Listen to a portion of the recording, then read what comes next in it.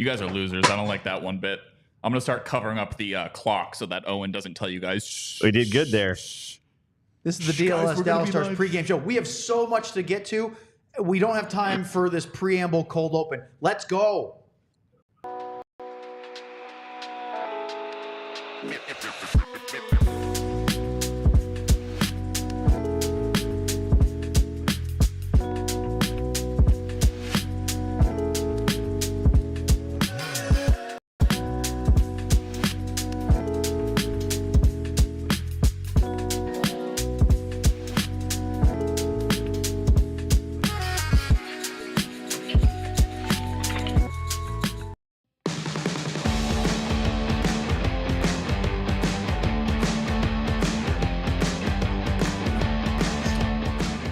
They are the Utah Hockey Club. Elliot Friedman likes to call them the Utahns. We're still waiting to see if they... What was that? That was Patrick. Do it again. Who are you people? Oh, my God. That's why we have the I'll thumbnail. explain that another time. I love that. This is the DLS Dallas Stars pregame show, and we have a jam-packed show that we're trying to get all this in 30 minutes before the puck drop. First ever games between the Stars and the Utah Hockey Club in Salt Lake City at the Delta Center. As you can see, Sean Shapiro, Craig Ludwig, Sam Nessler, I'm Owen Newkirk. John Anderson is here. And in a few minutes, we will be joined by our brethren from the PHNX and the All Utah Hockey Club podcast, Steve Peters. Petey has done a couple of clips for us already for some previous shows, but he's going to join us live to talk about Utah. All right. Big game tonight, but we'll get to that in just a moment because don't forget that we are in the middle of the 36 for 36 Die Hard sign-up offer. It's live right now.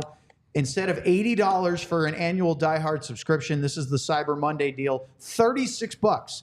The regular price for a DLS t-shirt is $34.99. That's wild. So for the price of a t-shirt, which you get a free code of being a Die Hard, you get access to everything, the entire DLS site, which is Stars, Mavs, Rangers, Cowboys, the TCU podcast. They're going to have an SMU at some point, FC Dallas in the new year, all sorts of great stuff. Dallas Wings, I believe. So think about that. For $3 a month, you can access to the entire site. Go to alldls.com/36 and look at that. Yeah, I want one of those. That I didn't is get a the package. Die Hard pack.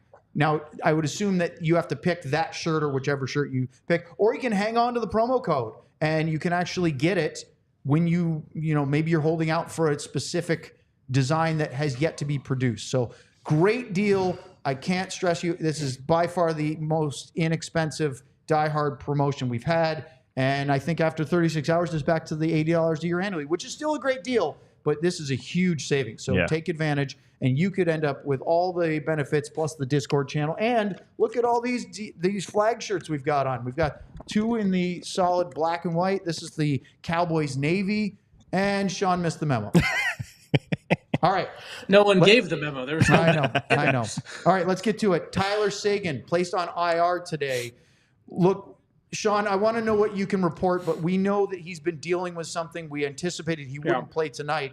The fact that he's going on IR doesn't necessarily mean more than a week, but at least 7 days, which means he cannot play these 3 games on this West Coast road trip, Utah, LA, and Vegas. They can possibly activate him for Calgary next Sunday, but that would be at the earliest. What do you know? Yeah, it's, the big one is so Sam has been pretty good about pointing out and covering this, that Tyler wasn't going to play the back-to-back. So we all assumed that this was just going to be, he wasn't going to play Utah and we'd see him on Wednesday. Now, Seguin has been, we don't know exactly what, because the Stars have been hush about exactly what it is, but Tyler has a littered history of injuries. And he's been, basically, someone told me a couple of weeks ago about if or when it comes out what Tyler's playing through, it's going to be more impressive with how well he's playing right now. And I don't know exactly what it is, but basically Seguin's been dealing with a ton just to get ready for games, from my understanding, and the injury and whatever he's dealing on the back end. And it's been a bit of a inside the Stars organization. There's been a bit of a kind of a debate and figuring out best practice for what are you going to do, for how are you going to handle this? Is this something that you're going to have Seguin manage it for the entirety of the season, not play back-to-backs, and then just whatever it is, get that procedure done for the cleanup or whatever needs to be done in the offseason? Or is it something where Do you go on the other line of thinking and you get something done now and you clean it up now so that he has time to heal and maybe it can be full steam back to the playoffs? It's gone a couple different ways, the way the organization is trying to figure it out. This putting Tyler on IR right now and having him away for 7 days and 3 games, this is the first real actionable thing where I know they said he's going to get it looked at and all of that stuff. We're going to start to learn a little bit more is going to have to come to public since he's going to come out. Since he's going to miss out on these games after 7 days, Sam's going to be in the room. He's going to be asking Pete what the update on Tyler is. Sam's going to be doing his job there effectively, and it's going to be now it's going to have to come to light a little bit what the plan for Tyler Seguin is. The Stars, from my understanding on this, are comfortable going a couple different ways. Jim Nill's a very patient man, as we know, and they're not rushing on this. And they also know that by being patient, this allows them to figure out a couple different things. It could be the space of let's just wait, and the best process is let Tyler deal with it. The other thing is maybe, and there is a reality of that's like a $9.85 million cap hit right there. If it's something that needs to get cleaned up and it's going to take a while, all of a sudden that's a lot of cap space to make a move. And the Stars, we've made fun of the Vegas Golden Knights, who made fun of Tampa for what they've done before, but Mark Chenko, the Stars' assistant GM and cabologist, has literally told me to my face on the record before, it's in the rules. You're allowed to do it. If that's a way to improve your team, why wouldn't you? And so that starts to come to mind as well. Luds, I have to ask you this quickly because we played Tyler's response yesterday in the pregame show after Sam's reporting from the AAC, and you, as I anticipated, got a kick out of the facial expressions and the smirks that Tyler said about this is going to be the most interesting year as far as managing the injury and then the load management questions. What's your whole take on this now 24 hours later? Well, to me, kind of gave something away when we saw his face. You know what? The only thing I can really say is if there is something, and if it's going to be longer than a week or whatever, I'm happy that they're doing it now, because that, to me, has been one of the best lines early this year, and I do believe that they are the sum of their parts. It'll be interesting to see how those two now move forward for the next week or whatever it may be with somebody else over there besides Tyler. And I thought Tyler's looked great this year. Yeah. I mean, with everything that he's had done in the past, he looks awesome. There were a couple things that you and I talked about a couple games ago. There was one little time where Tyler looked to jump into the offensive zone, and there was a little bit of a hiccup there, and Duchesne kind of blew by him. Actually, I think Tyler scored on that same play. He kind of came in late, but again, I don't know. I just want that guy to be healthy when the playoffs start. That's the most important thing for me right now. Sam, 9 goals, 20 assists in 19 games for Seguin. He almost scored on a wraparound yesterday against Hellebuck. It was a really good defensive play. Trying to remember off the top of my head. Was it Pionk that got his stick back, I think? Marchman celebrated like it was a goal. Yeah, and it wasn't even that close. But, I mean, this is not... I remember Patrick Sharp, and Sean was there for that, in 2016, Or no, sorry, it was 2017. It was the year after the Stars won the division. And they were going to trade Sharp, and then Jim Nill said he couldn't because he was injured. And he looked great. He was fast. He's flying around the ice. And Lindy Ruff told me and told everybody he's way more hurt he's in a lot more pain than you realize. I'm sure Seguin's in that same boat. What's your whole take on this saga that's unfolding today? Well, first of all, it's incredibly impressive that he's doing this. It reminds me of Rope Hansen, that shortened season when we found out that he was basically playing on one leg and was a point per game guy. He was getting shot up for every game. Yeah, and that's what it feels like, right? It feels like that's what's happening with Tyler. And so the two sides of me is, one, that's incredibly impressive. What Sean talked about, if you're going to utilize it, right, this is different than that shortened season where you don't have to have Rope play, because they only played 48 games, I think, that year. 52, whatever it was. 56. Shortened year, 56. So they have a lot more runway, right? They still have that many games left in the season here. The problem I see with that is what the downside of, if this was to go long term, is that this line has been so good. They're so good together. Putting Tyler Seguin out for 50 games or whatever, if they were to do that, that worries me about their chemistry, coming together. That's all. To add to Sam's point, what did we see happen with Vegas last year, right? Vegas came into Dallas last year, and one of the things we talked about was Vegas never had time to get going. They had all those pieces. One of the evils of using LTAR when it comes to for your own negligence is you don't have those last 3 to 4 regular season games to get everybody on the same page to get things going. So not that I'm I'd be overly worried about Tyler Seguin getting going. It's one of those where all of a sudden when you use LTIR, once you break that glass, you're not fixing it. So you have to realize what you're doing if you go down that path. Well, I think we should talk about that tomorrow because we actually have a regular show and we can really dive into the LTR deeply. What's that like? I know. I feel like all we've done is pre and post for the last couple What time do we on? 10 p.m. We're going to do this game tonight, and we'll be back like 12 hours later. I see some caffeine going down here tonight. Yeah, well, I'm gonna drink like 6 cups. Is there any of cognac in there? No, Get some Herman not Marshall till, in there. Cup 5 or 6. No, but we get some Herman Marshall in there. We got the espresso machine going downstairs. We get some Herman Marshall in there too. All right, we have a lot more to get to, but we're going to pause our star stuff because we are going to welcome Steve Peters, aka Petey, from the ALLCITY Network, PHNX, and the All Utah Hockey Podcast. Petey, it's a mouthful, but it's nice to have you on live because you've already done a couple of produced segments for us. I know this sounds really generic, but the first thing we want to do is this is the first ever game between the Stars and the Utah Hockey Club. They have lots of experience with the Coyotes, but for the DLLS fan that maybe hasn't been paying attention, can you give us a quick crash course in all things Utah Hockey Club? Yeah, as best I can. I mean, it's Arizona, and you beat them badly over the last decade. It's the same team. And when you look at this team right now, this is a team that's really struggling to score. They've got big name players like Clayton Keller, multi-time All-Stars, 1-14. Like, kid can't score. Schmaltz, 0 for his first 23 this season. Got 2 goals in his last game against Vegas, but he got 0 for 23. This team can't score. They've been shut out 5 times. But there are some young players that these Dallas Stars fans need to watch, and it's this young line of these young guns: Jack McBain, Logan Cooley, and Dylan Guenther. This is the future of what Utah is trying to do. This is what GM Bill Armstrong envisioned when he went through the rebuild. He wanted young, talented players that can put up the points offensively, and he has that. So these guys are fun to watch. You look at what you guys have with Wyatt Johnson. I think he's the guy that can play perfectly on that line. That's the kind of player they have in that third line. But this is a team that's going to struggle to score. This is a game if the Dallas Stars play hockey for 60 minutes. And you've seen them where they haven't, because they played Chicago last week and they didn't play 60 minutes. If they play 60 minutes against Utah, this should be a win for this Dallas Stars team, even a tired Dallas Stars team that flew today. So Utah, it's an exciting place. The fans will be rocking that building. Delta Center rocks, man. They set beer record sales in their opening weekend of the Utah Hockey Club.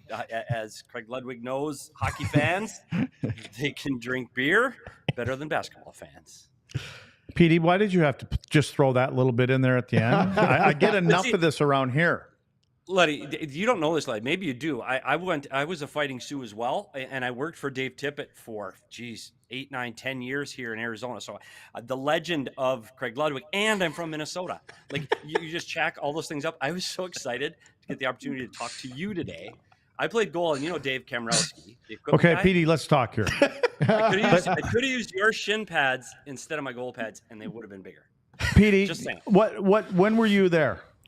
I was 87 to 90. Hercus Circus, Bobby Joyce, Eddie Belfour. I didn't play. I was a goalie. So I sat in Section J. Was Frenchie's still around? Frenchie's was still there. Antique was still there. Whitey's we are was still soulmates. I still have, them mugs that were hanging up there? I have my mug. Yeah, I know the mugs. Yeah. I've got one. Trouble though, because Hercus Circus got us in a little trouble there, so we kind of had to take a break from Frenchie's. So, Owen, don't interrupt. They're going. Owen, shut up. Hey, quiet, I love Sean. this. So I'm going to ask you one question that doesn't have anything about Utah tonight, and then I know Sean's going to take the show over from here. So Sean and Sam, I want to get. So we had the matchup last night, and I've been wanting to ask someone like you because there's another guy in the show that thinks he knows everything about goaltending, but we had the matchup last night, right? Between the two Americans. Can you give me your opinion on what you see different, similar? How do you look at each of these guys individually, but then matched up against each other? For Hellebuck and Oettinger right now, and Sean, Hellebuck's the best goalie in the world right now. And I think his size, the way he plays, and his hybrid style, that he can stay up off of his knees at times. The one thing with Oettinger, I love Oettinger. I'm an Oettinger guy. I like Oettinger a lot. but he's getting that North American robotic, down on my knees too much, using the RVH when he probably shouldn't. And he's got to learn when to use those things, be more of a hybrid player. And when you watch Hellebuck, he's just never in trouble. Like, he's just there. And there are times where I feel Ottinger can get into a little trouble outside the blue and swim a little bit. So, but one thing I do want to say, Letty, is a shot taken after the buzzer is not a scoring chance. Yeah. Thank you, Petey. There it is. Wow, that hurts. Hey, Petey, quick question for you. You just mentioned how Utah can't score. Well, they certainly scored in their last game, and a few of those guys you mentioned got off the schneid. So are you expecting to see them kind of get going a little bit more? It's interesting. Maybe. And one of the things, if you see the game against Vegas where they put up 6, Samsonov was awful. And he went out to play the puck and threw the puck away. He gave up the first shot of the game. He was not good. But this Utah team can score. They can score on the power play too, so to stay out of the box. Conversely, this is the #1 most penalized team in the NHL. They spend over 12 minutes a game in the box, and that could be an advantage for Dallas if they can get their power play going. Again, Utah, if you can keep them away from the front of the net, they have a difficulty scoring. You got Barrett Hayton, Jack McBain, Nick Bugstead, another Minnesota kid that gets to the net hard. Those type of players can help add to the offense. Otherwise, when you get Keller, you get a lot of perimeter play. And the biggest problem for Utah has been their lack of defense. Sean Dursey and John Marino, 2 guys expected to log a lot of minutes for Utah, have been out for significant time, and they're playing wounded. Maverick Lamoureux, a 20-year-old kid, thrown into the mix. He just got hurt for 6 weeks. So this is a patched-together defense. Names you might know, like Ian Cole and Olimata and Robert Bortuzzo, but there's guys that have been a little bit longer in the tooth and maybe not quite the speed. And again, we talk about what Dallas does well when they do it well. But that team can get through the blue lines as quick as anybody. And that could be a huge problem for Utah. Utah's going to have to manage the puck at both blue lines against Dallas. Hey, Petey, you mentioned the penalties, and I had that track today. What does it mean that they have the most penalties per game in the league, most times shorthanded, but they're 7th in minors because they're 1st in majors? How is that played out in the games? Well, this team leads the NHL in fighting majors, which is interesting. But they always take the extra 2. And that's where this problem has been for this team. They're tough. They got some toughness. I don't think Liam O'Brien's going to be in the lineup tonight. So you'd not, unless someone is provoked, Jack McBain will drop them. But I don't anticipate that kind of game against Dallas. This is a problem. We talked about the speed of their defense and where they are injury-wise. They take a lot of grabbing and clutching and hooking penalties as well. So I think if Dallas can notch up their speed, I do think this could be a huge game for them. And I know they're playing on the back-to-back, and you got to have a good start on the road on a back-to-back. Just get through that first even or clean, and you've got a really good chance against this Utah club. I'm excited to watch Logan Cooley. I know you mentioned him. He was loved watching him at Minnesota with Matty Nyes, and I think that you mentioned he's the future, but I think he's the key in some of these games with a speedy team like that, and he's had a great year, so I'm excited to watch him tonight. Hey, Whitey, how about Whitey? Hey, Whitey. Yeah, no, you're thinking Whitey's. No, it's I was just going to ask you, how about Whitey's over in East Grand Forks? I know, yeah. I got carded there when I was a freshman. And I got kicked out. That's all I got. The 2 bars, my 2 bars right there. As soon as he said Fighting Sioux, we lost you for stars for the night. Oh, I know. Now, Sean, you can have the rest of the whatever time we have left. Go ahead. ALLCITY. I'm good with watch whatever this Logan right Cooley now. kid too. This 92 kid, when you're talking about This Logan ought to be Cooley, it's not interesting, just- watching Petey talk over Sean and Sean talk over Petey. Yeah, I know, this will be goalies- fun. No, go ahead. goalies I'm just shutting up right now. 2 goalies. And I do want to sit with Owen at some point because I heard about his chances for and against. And when I worked for Dave Tippett and Rick Tocchet, my job with Arizona was to do, that's what I did. I scored our scoring chances post game. So I'd love to, sincerely, I would love to sit with you and kind of go through what your model is and how you grade those chances, because I think that's a lot of fun. Yeah, I'd love to as well. I started doing it because I've been a play-by-play guy my whole career until coming to the Dallas Stars a decade ago. Right. And I all of a sudden realized that not doing play-by-play as the radio host, that my attention was kind of wandering during games. Sure. And so I started tracking it just to kind of do play-by-play. Scoring chances, tracking scoring chances. Yes. Yeah. And it's evolved. High It's danger. very subjective, right? But I try to keep it at least Yeah. as consistent to me as I can. Yeah. And I make think fun that's of you. We important. make fun of you for it, but people use it. You do a good job. Well, if you're consistent- Luz likes to make fun of you, as long but as I you're do want to. consistent with you. If you're consistent with you, you're fine. Right. That's all that scoring chances are. Like, we may disagree on what is and what isn't, but if you're consistent with you, at least you have some kind of metrics that you can rate. So I The appreciate big thing that drives me nuts, Petey, is that I keep an eye on the NHL play-by-play chart during games to see if I miss something, and I'll go back and watch. And there are certain buildings that really don't track shots well, whether it's on goal, off goal. And I rant about it. Luddy just rolls his eyes at me and goes, I just did. He goes, what, do you have a parlay on it or something? I'm like, no, it just bothers me because I want to get it right. Well, that's why going to the analytics of it, you can't completely trust all of analytics if they just take what's tracked by somebody else because it's so inconsistent. That's all I'm going to say. My favorite is Luds. Both Sean and Owen, though, you guys both you're big soccer fans. Big. And 0-0. I'll tell you the score of every soccer game right now. It's 0-0. Oh, right now. God. Every game is 0-0. Hand me that other bottle. But I just love Luds. Whenever we're watching the game and there's a shot from like center ice and the goalie like sticks it aside. Oh, high danger. Yeah. Laugh it up. I'm just teasing you guys. It's just a lot of fun to follow a hockey team that wins games. And I've done this job after I was let go from the Coyotes. I've done this. This is my 4th season, and it's always been rebuilding teams, and that's frustrating. And this Dallas Stars team is really good. When they're on and they're healthy, it's a good hockey team. And that's got to make this job a hell of a lot more fun. Well, Petey, the funny thing is that it wasn't that long ago that Dallas was in the position that Utah is in right now, which is, 500 team, maybe a little above 500, but on the bubble of the wild card spot. And you guys could win 2 games and be in a playoff spot and then lose 2 and be out. And that is a miserable existence because it gives you hope and it crashes your hope all the time. And the Stars over the last couple years have evolved from that to being a team that's fighting for the division title. And it doesn't matter if they win it, but the fact that they're probably going to be in the playoffs takes a lot of stress and anxiety out of following the team. Yeah, and this Utah team's not ready. Oh, they're not ready. Sorry, Sean. Yeah, I wanted to ask. Sean's going I wanted to ask Petey a question. Yes, Luds, we're interrupting each other. I get it, Luds. I get it. So, Petey, after you moved into after it no longer became like when you were working for the Coyotes, right? You had a job of this is what you had to track. I'm curious for you. What have you learned since now you get to pick the lanes, pick the things you focus on? What's become the most entertaining or part of the game for you since you no longer have, hey, this is your job? Like that's been given by a head coach down to you. I think one of the big things, Sean, the biggest thing is I'm not focused on one team anymore. I can focus on the league. Like when you're focused, same thing in Dallas. When you're working for Dallas, you're watching their next 2 opponents, and that's it. Your blinders on. You have no idea what's going on in the rest of the league. If something important is going on in New York, you don't care, because you have nothing to do with the New York Rangers for 3 weeks.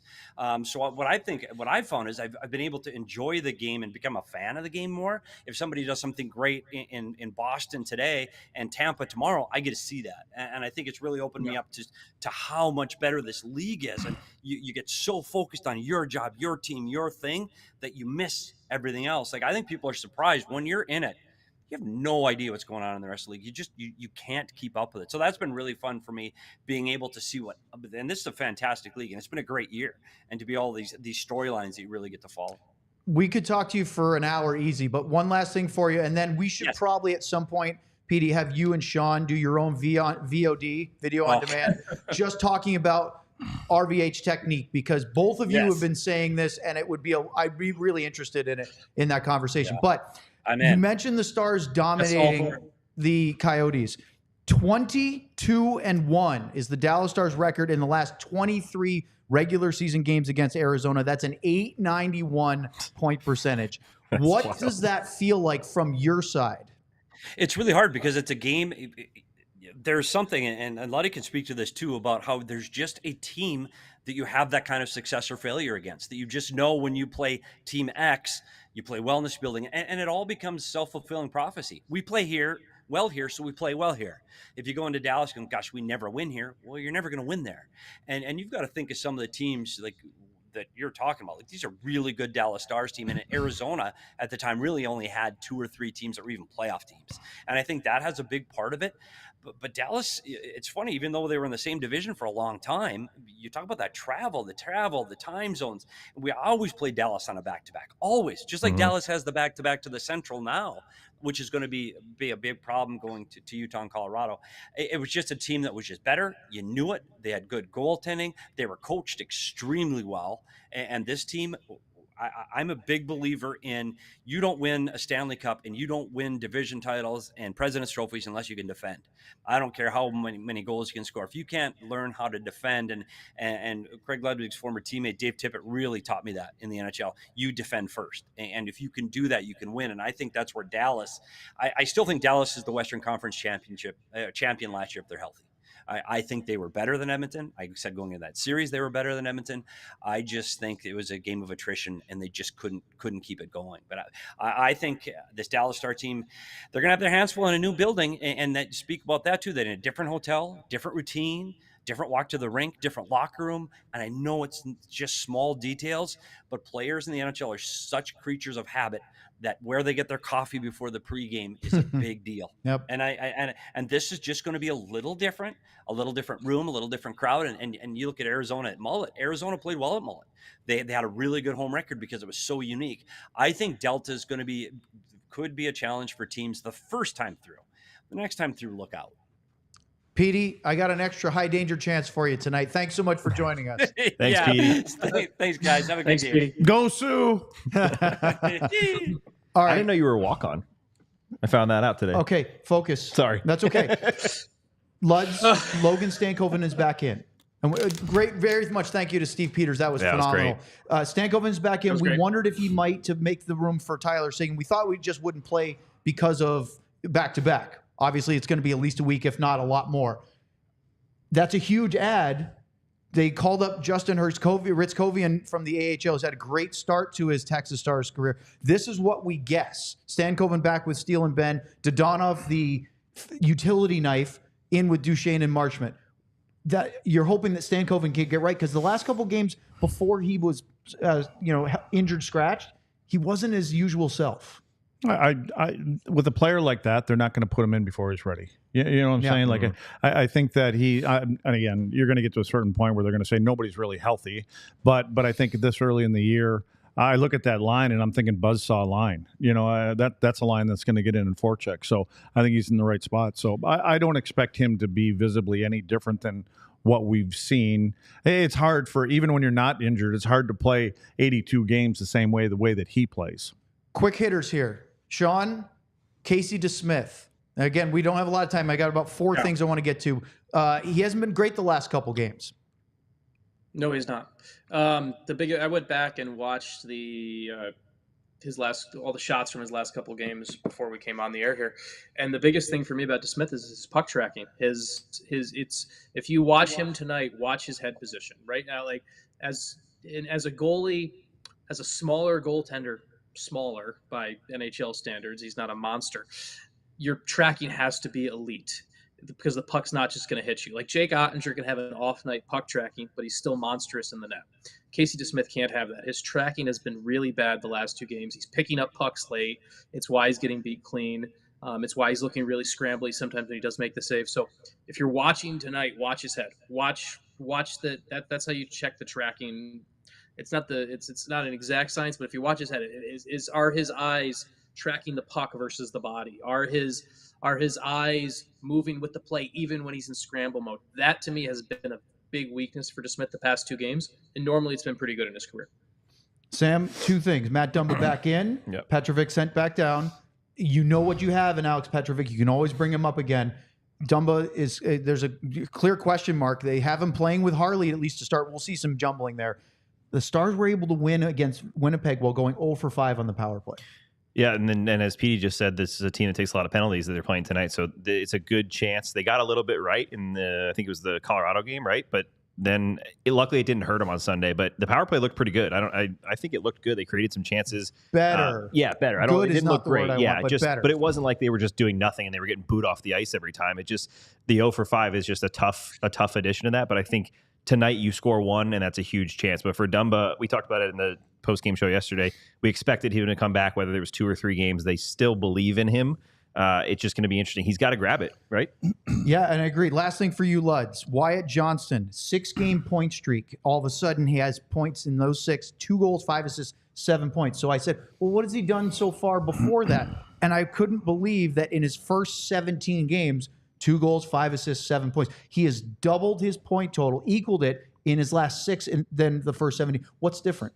Familiarity. I think he's getting used to his line mates. I was trying to find out. I don't think he's played too much with Rupe, over his career, his young career. I don't know how much he played with him last year, but he's the kind of player that I think Wyatt knows now how to lead him, because we're seeing a lot of passes are connecting there. So I think they're just comfortable with each other. And again, I think he kind of fell in the same trap as everybody else did. The power play was great last year. We scored a bunch of goals last year. He had a really good year. They were just going to show up and he was going to light it up. And they've all kind of learned that you have to reset every year. So I just think that I do have one question for Sean. Sean, how many generations has that sweater been handed down to you from your family? No, it's a cardigan, but thanks for noticing. Sweater. I am the first person to own this sweater. This is I'm just saying, it's nice. A sweater when I acquired. He likes it. He just wants to know if you have your my great grandpa handed me one down very similar. Your knitting. Yeah. No, it looks great. Oh man. Oh man. And that's just to say, Sean. I fixed my framing. I got cyber. He's breaking up. Can we cut him off? He's breaking up. We got a lot of static coming on here. I got cyberbullied in the chat by our producer here about, and you know what? Speaking of cyber things, Cyber Monday, $36 sale. Yeah, nice. Good non sequitur. Not that segue. That's what I said. Nope. No, Sam, that's not what you it is. You got to be careful around here, Sam. I think you said the wrong thing. Well, Sean, thank you very much. I know you are anticipating this highly exciting 2 segments of recap, part of our post-game show in chronological order. I'm gonna have to change sweaters. I think that's what I'm gonna have to do. No, I'm gonna have stick go to change it. Sweaters. Steer into the cardigan. All right, that's going to do it for the pregame show. Big thank you to Steve Peters. Check out the Die Hard 36 for 36 sale. It is going on now and will not last. It's a phenomenal deal. For Sean, for Craig, for Sam, and for John, I'm Owen. We will see you after the game, Stars and Utahns. We all silly like the mayor.